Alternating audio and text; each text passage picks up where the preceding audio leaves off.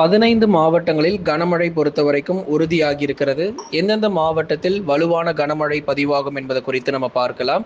தினந்தோறும் மாலை மற்றும் இரவு நேரங்களில் அநேக மாவட்டங்களில் இடி மின்னலுடன் கூடிய கனமழையானது தீவிரமாகிட்டு இருக்கு. தமிழ்நாட்டிலும் பல்வேறு பகுதிகளில் நேற்றைய தினங்களிலும் கனமழை வெளுத்து வாங்கியிருக்கு. ஏன்னா வரப்போகிற இந்த ஜூன் கடைசி இந்த ஒரு வார காலகட்டங்களில் கனமழை வாய்ப்புகள் கண்டிப்பாக நமக்கு பெரும்பாலான தமிழ்நாட்டில் மழை பொழிவுகள் அதிகரிக்கும். குறிப்பாக இந்த ஜூன் மாதம் முடியும் தருவாயிலையும் தென்மேற்கு பருவமழை மிக தீவிரமாக வாய்ப்பு இருக்கு. ஏன்னா பலரும் சொல்லியிருந்தீங்க, அந்த குறிப்பாக மகாராஷ்டிரா மாநிலங்களுடைய கடலோர பகுதிகளில் இன்னும் பருவமழை தீவிரமாகலை.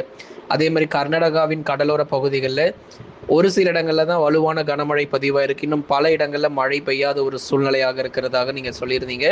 தொடர்ந்து மகாராஷ்டிரா, கர்நாடகா மற்றும் கேரளா இந்த 3 மாநிலங்களிலும் ஜூன் இறுதி மற்றும் ஜூலை முதல் வாரத்திலிருந்து தென்மேற்கு பருவமழை எல்லாமே தீவிரமாக ஆரம்பிக்கும். அங்கு இருக்கக்கூடிய அனைத்து கடலோரங்களிலும் மிக கனமழை முதல் அதி கனமழையாக எதிர்பார்க்கலாம். தமிழகத்தினுடைய மேற்கு தொடர்ச்சி மலையொட்டிய மாவட்டங்களிலும் ஜூன் இறுதி மற்றும் ஜூலை முதல் வாரத்தில் வலுவான கனமழை பொறுத்தவரை அதிகரிக்க போது அது வரைக்கும் உங்களுக்கு மிதமான மழையாக காத்திருக்கிறது.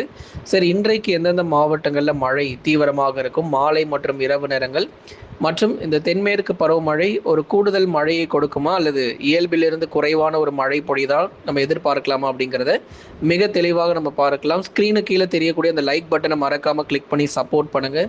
நண்பர்கள் உறவினர்கள் தெரியப்படுத்த ஷேர் பண்ணுங்கள், அவங்களும் பார்த்து பயன்பெறட்டும். கேரள பகுதிகளின் மேல் வளிமண்டல காற்றழுத்த சுழற்சி பொறுத்த வரைக்கும் நிலவி கொண்டிருக்கிறது.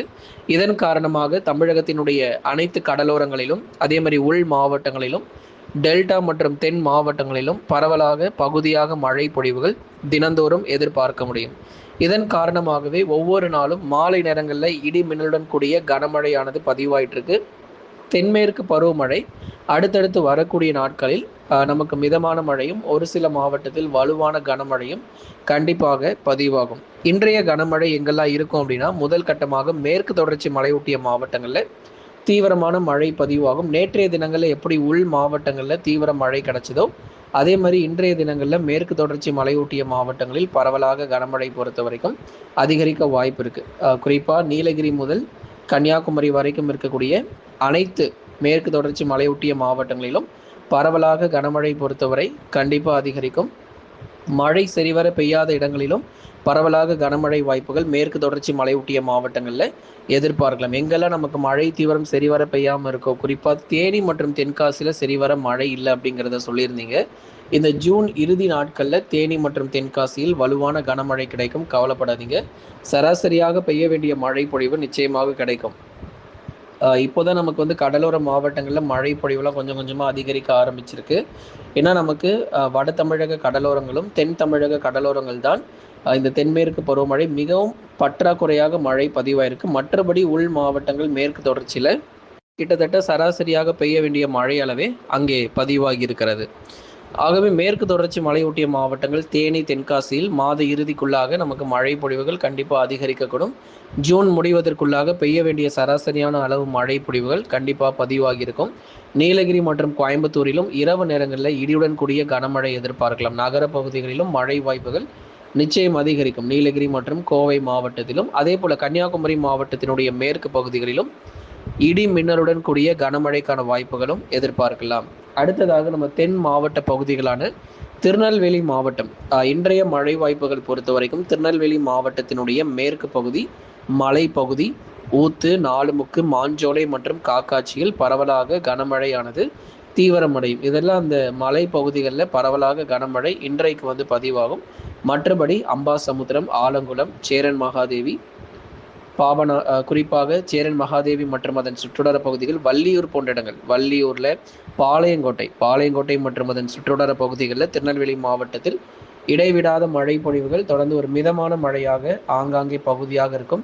விருதுநகர், சிவகங்கை, மதுரை மற்றும் திண்டுக்கல் போன்ற மாவட்டங்களிலும் மாலை நேரங்களுக்கு பிறகு பகுதியாக பரவலாக கனமழையானது எதிர்பார்க்கலாம். ராமநாதபுரத்திலும் விட்டு ஒரு சீரான அளவில் மழை பொழிவுகள் தொடர்ந்து பதிவாகும். ஆகவே சென்னை முதல் குமரி வரை இருக்கக்கூடிய பெரும்பாலான பகுதிகளில் ஒரு தொடர் கனமழை பொழிவுகள் எதிர்பாருங்க. தென் மாவட்ட பகுதிகளில் இடியுடன் கூடிய கனமழையானது கண்டிப்பாக பதிவாகும். வட தமிழக கடலோரம் மற்றும் டெல்டா மாவட்டங்கள் இங்கே நமக்கு மழை வாய்ப்புகள் எப்படி இருக்குது அப்படிங்கிறத நம்ம பார்த்து தெரிந்து கொள்ளலாம். வட தமிழக கடலோரம் மற்றும் டெல்டா மாவட்டங்கள் பொறுத்த வரைக்கும் மாலை நேரங்களுக்கு பிறகு பரவலாக மிதமான மழையாக பகுதியாக நமக்கு பதிவாக வாய்ப்புகள் இருக்குது. சரியாக நமக்கு மாலை மற்றும் இரவு நேரங்களில் சென்னை முதல் புதுக்கோட்டை வரை இருக்கக்கூடிய அனைத்து கடலோரம் மற்றும் டெல்டா பகுதிகளிலும் பரவலாக மழை பொழிவுகள் அதிகரிக்கும். நேற்றைய தினங்களிலே நமக்கு திருவள்ளூர் மற்றும் காஞ்சிபுரத்தில் பகுதியாக நமக்கு கனமழை கிடைச்சது. அதே போல் கள்ளக்குறிச்சி மாவட்டங்கள், விழுப்புரம், கடலூர் போன்ற மாவட்டங்களிலும் பரவலாக நமக்கு ஒவ்வொரு நாளும் மாலை அல்லது இரவு நேரத்தில் பகுதியான மழை பொழிவுகள் பதிவாகிட்டு இருக்கு. இது தொடர்ந்து அடுத்து வரக்கூடிய நாட்களுக்கும் நீடிக்கும். ஜூன் 25, 26 மற்றும் 27 போன்ற நாட்களில் சென்னை, திருவள்ளூர், காஞ்சிபுரம், செங்கல்பட்டு உள்ளிட்ட மாவட்டங்களில் மேலும் பரவலாக மழை பொழிவுகள் தீவிரமடைவதற்கான வாய்ப்புகள் இருக்கும். அதனால் சற்றே கவனமாக இருந்து கொள்ளுங்கள். டெல்டா மாவட்டத்தில் மிக கனமழை வரைக்கும் பதிவாக ஆரம்பிச்சிருக்கு. நீண்ட நாட்களாக மழை இல்லாத ஒரு சூழ்நிலை டெல்டாவில்.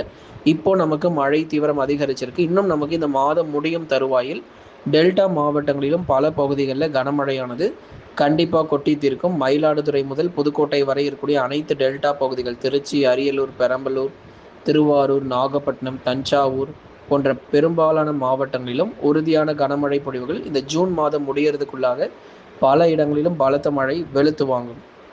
கடந்த 24 மணி நேரத்தில் பதிவான அதிகபட்ச வெப்பநிலை பொறுத்த வரைக்கும் பாளையங்கோட்டையில் 39 டிகிரி செல்சியஸ் ஆனது பதிவாகியிருக்கிறது. திருநெல்வேலி மாவட்டம் பாளையங்கோட்டையில் 39 டிகிரி செல்சியஸ் ஆக வெப்பநிலையானது பதிவாகியிருக்கிறது.